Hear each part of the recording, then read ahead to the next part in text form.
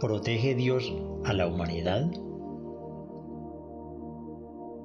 Hay unas frases comunes entre las personas y son las siguientes. Si Dios es por nosotros, ¿quién contra nosotros? Y otra que dice, ayúdate que yo te ayudaré. La primera es una cita bíblica y se halla en el libro de Romanos 8:31. La segunda, en cambio, es una construcción netamente humana. Pero, ¿qué tan cierto es todo esto? ¿Protege Dios a las personas? ¿Cuida Dios de la humanidad? Lo que le ocurre a mucha gente parece demostrar otra cosa muy distinta. Pero de eso se trata este capítulo, ver a la luz de las Sagradas Escrituras qué es lo que ocurre y cómo ocurre, dando unas respuestas a esas interesantes preguntas. Quienes, por la misericordia del Señor, conocemos las Sagradas Escrituras, bien sabemos que la protección del verdadero Dios eterno a la humanidad sí se da, pero bajo ciertas condiciones que son muy importantes conocerlas, y es la Biblia quien nos las muestra. Primero, protección a los escogidos.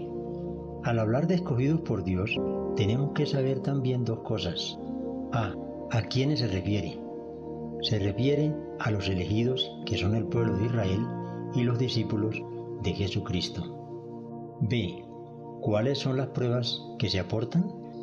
Las pruebas de los compromisos de Jehová Dios con ellos se hallan solo en la Biblia. Así, cuando Moisés recibió la ley por parte del Dios Todopoderoso, el mensaje para Israel era que, si obedecían la ley y la ponían por obra, serían exaltados sobre todos los pueblos de la tierra.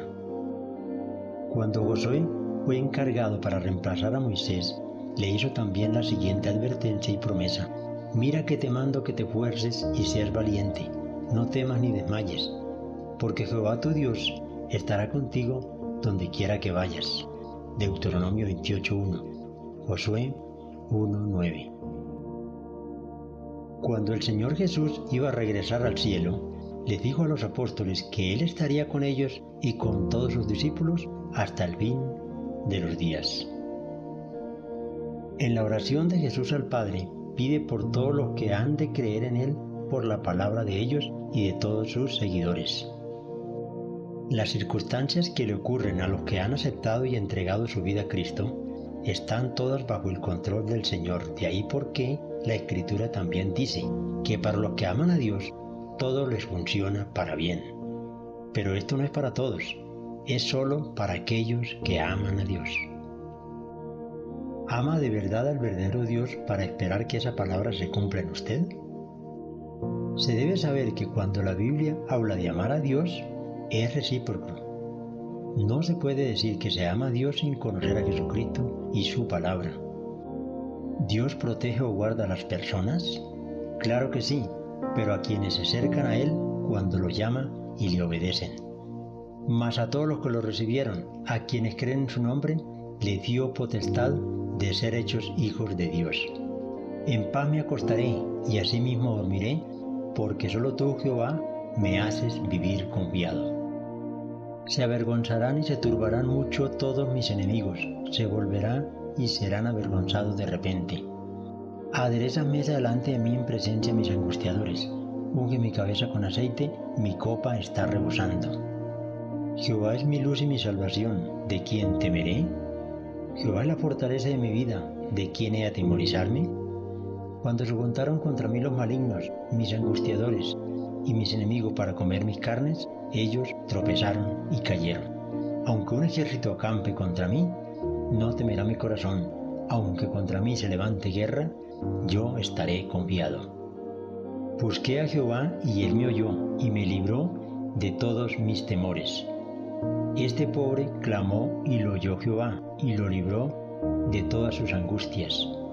Saca la lanza, cierra contra mis perseguidores. Di a mi alma, yo soy tu salvación. Pero la salvación de los justos es de Jehová, y Él es su fortaleza en el tiempo de angustia. Clamaré al Dios Altísimo, el Dios que me favorece. Sean avergonzados, perezcan los adversarios de mi alma, sean cubiertos de vergüenza y de confusión los que mi mal buscan. Él te librará del lazo del cazador y de la peste destructora. Caerán a tu lado 1000 y 10.000 a tu diestra, mas a ti no te llegará. Jehová es el que hace justicia y derecho a todos los que padecen violencia. Alzaré mis ojos a los montes, ¿de dónde vendrá mi socorro? Mi socorro viene de Jehová, que hizo los cielos y la tierra. No dará tu pie al resbaladero ni te dormirá el que te guarda. Segundo, ¿qué pide Dios para proteger a las personas? Como vemos en la escritura citada, hay una continua promesa de protección como premio a la obediencia. También el Señor le dice al pueblo de Israel y al creyente de hoy: hombre, Él te ha declarado lo que es bueno. Lo que pide Jehová de ti, solamente hacer justicia, amar misericordia y humillarte ante Dios. Cuando el pecado se apoderó de la humanidad por medio de la desobediencia de Adán y Eva, la muerte y todas las tragedias que ésta conlleva comenzaron a desarrollarse.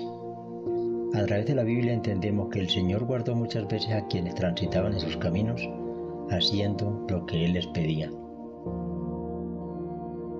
Lo vemos con Noé y su familia, luego con Abraham, Isaac y Jacob. El Señor también protegió a Moisés desde que nació y lo hizo durante toda la vida del caudillo.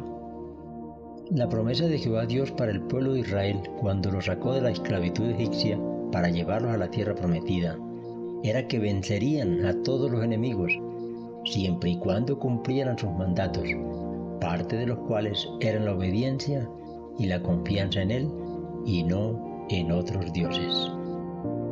Una gran muestra de ese gran poder protector para con el pueblo de Israel ocurrió en Egipto, donde lo guardó de las tragedias que vivieron los egipcios con las plagas.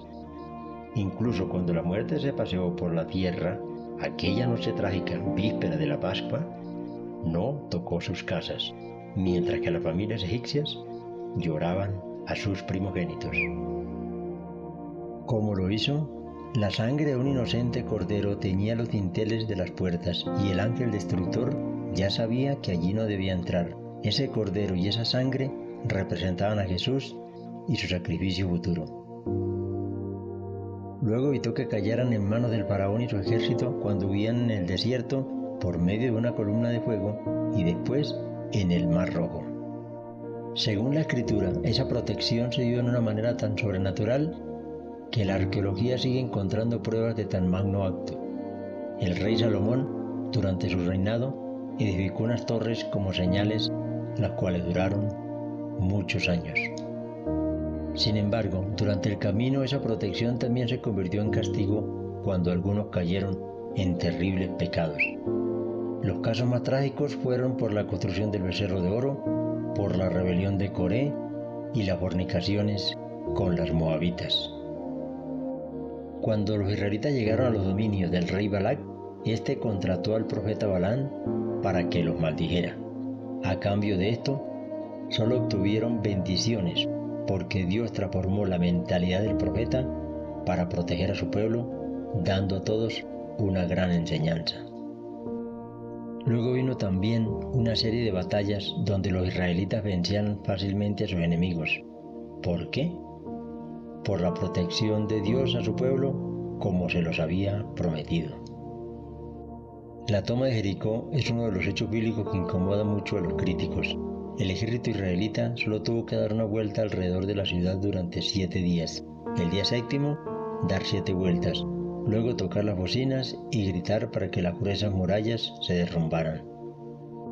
Según Josué, quien para entonces dirigía a Israel, en aquellos días vio a un hombre con una espada desenvainada en la mano cerca del campamento. Según le dijo, venía como príncipe del ejército de Jehová. El mismo rey David gozó de la protección de Jehová durante toda su vida, desde las persecuciones de Saúl, las guerras con los filisteos y hasta del levantamiento de su hijo Absalón. También cuando algún rey vecino quería atacar al territorio, el Dios omnipotente no lo permitía, y antes eran aquellos quienes se destruían entre sí o salían huyendo, muchas veces sin que Israel tuviera que pelear, porque el Señor les había dicho que Él tomaría sus causas como suyas. Tiene gran relevancia en la historia bíblica lo ocurrido en Sennacherib rey de Asiria, quien se levantó una mañana solo para ver cómo su ejército, más de 180.000 soldados, estaban muertos aún dentro de sus tiendas.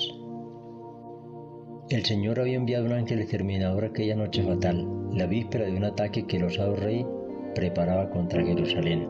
Ahora solo quedaba él con vida.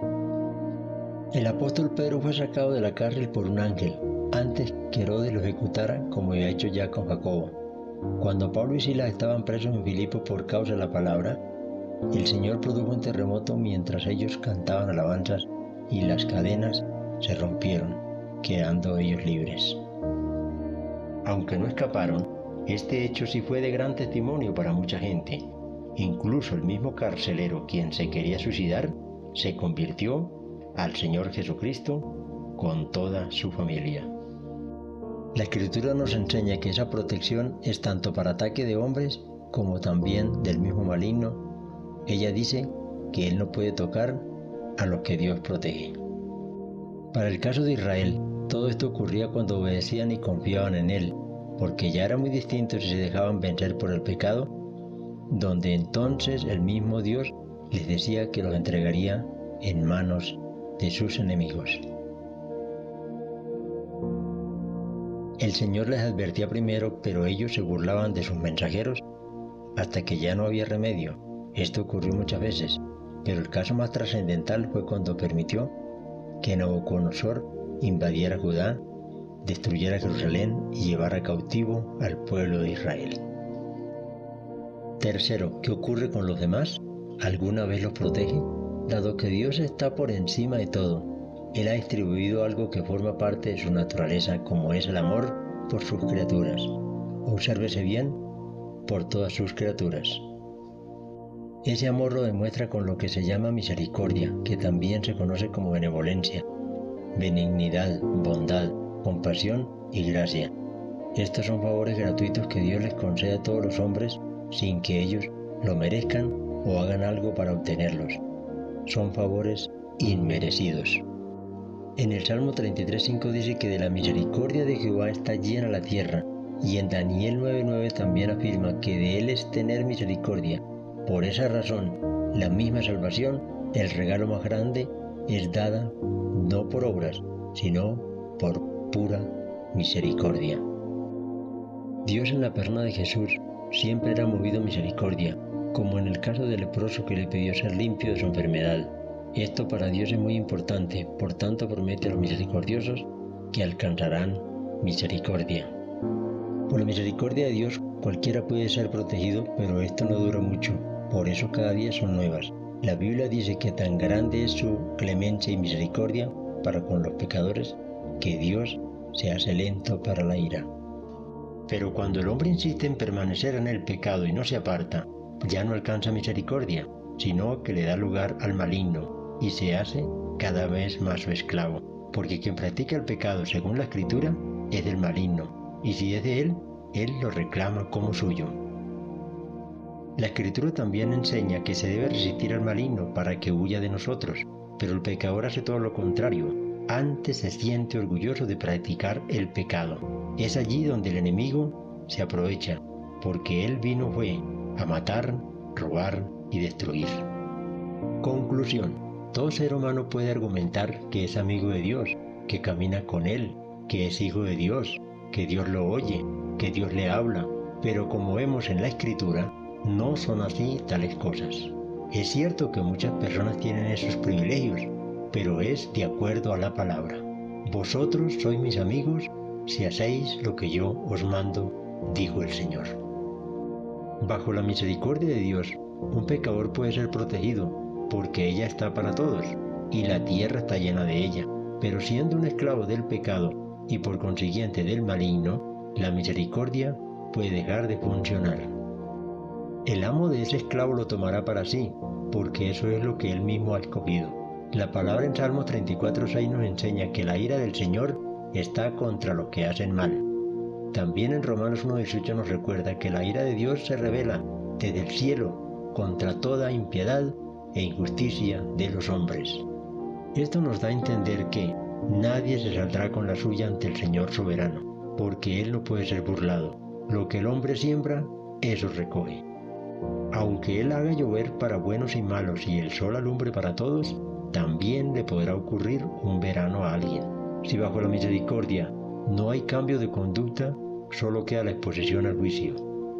Ese juicio podrá ser aquí en la tierra siendo destruido por el poder de las tinieblas, y al morir en pecado ya no tiene esperanza de redención, porque la paga del pecado es muerte, y después de la muerte no hay una segunda oportunidad.